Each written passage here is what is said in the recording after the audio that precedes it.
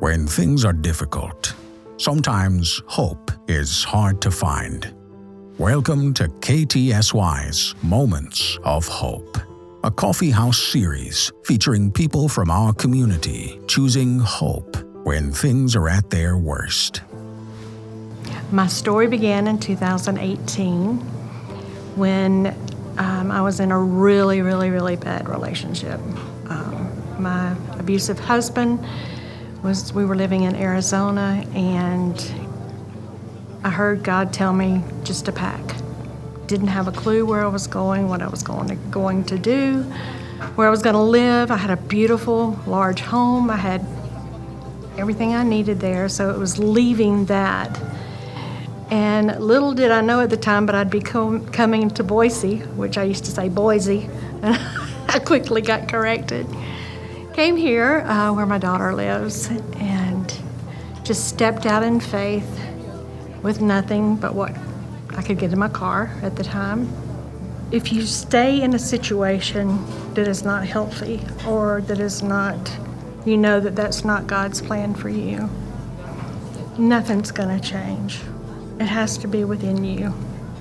Your heart has to change.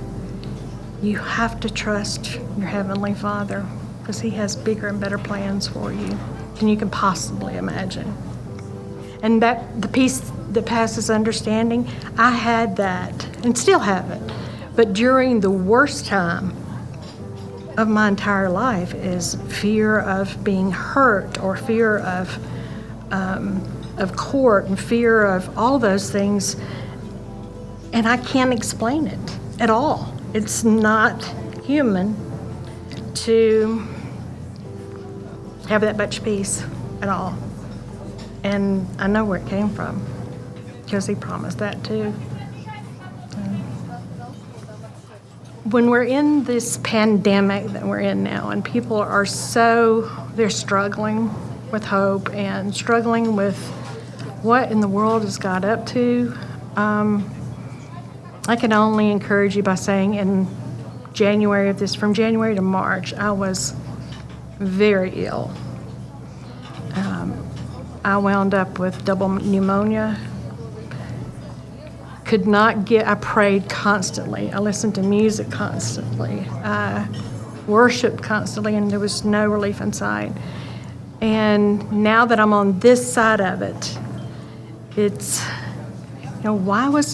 when you're in the moment, you're already in pain and you're struggling, but when you come out of it, you can see what God was doing in that moment.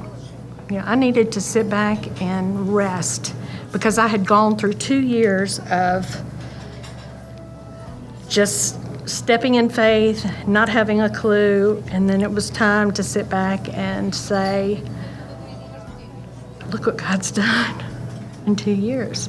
I have a home, I have a new car, I have a great job, I have friends. It's like everything that I lost has just been returned to me triple-fold. And I don't know, I just encourage people to not give up. If it looks bleak, if it looks like there is nothing out there, don't give up. There's always tomorrow. It's another day. And there will be an end to it, and then you can look back and say what God did during that time.